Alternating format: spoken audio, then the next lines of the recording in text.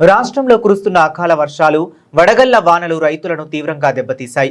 ప్రాథమిక అంచనాల ప్రకారం రాష్ట్ర వ్యాప్తంగా 1215 హెక్టార్లలో వ్యవసాయ పంటలు, 267 హెక్టార్లలో ఉద్యాన పంటలకు నష్టం వాటిల్లింది. ఈ నేపథ్యంలో ముఖ్యమంత్రి చంద్రబాబు వ్యవసాయ శాఖ అధికారులతో అమరావతిలో సమీక్ష నిర్వహించారు. కృష్ణా, నెల్లూరు, శ్రీ సత్యసాయి, ఎన్టీఆర్, అనంతపురం, పార్వతీపురం, మన్యం జిల్లాలలోని 16 మండలాల పరిధిలోని 89 గ్రామాల్లో వర్షాల ప్రభావం ఎక్కువగా ఉందని అధికారులు సీఎంకు వివరించారు. మొత్తం 2043 మంది రైతులకు నష్టం వాటిల్లినట్లు తెలిపారు.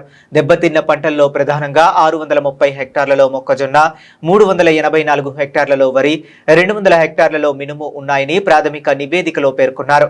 వ్యవసాయ పంటలతో పాటు ఉద్యాన పంటలపైన వర్షాలు తీవ్ర ప్రభావం చూపాయని అధికారులు తెలిపారు. ముఖ్యంగా అనంతపురం, శ్రీ సత్యసాయి, ఎన్టీఆర్ జిల్లాల్లో 267 హెక్టార్లలో అరటి, బొప్పాయి, మామిడి, ఆరెంజ్ వంటి పంటలు దెబ్బతిన్నాయని, దీనివల్ల 307 మంది ఉద్యాన రైతులు నష్టపోయారని ముఖ్యమంత్రికి వివరించారు. ఈ ప్రాథమిక అంచనాలపై స్పందించిన ముఖ్యమంత్రి క్షేత్రస్థాయిలో పూర్తి స్థాయిలో పంట నష్టాన్ని లెక్కించాలని అధికారులను ఆదేశించారు.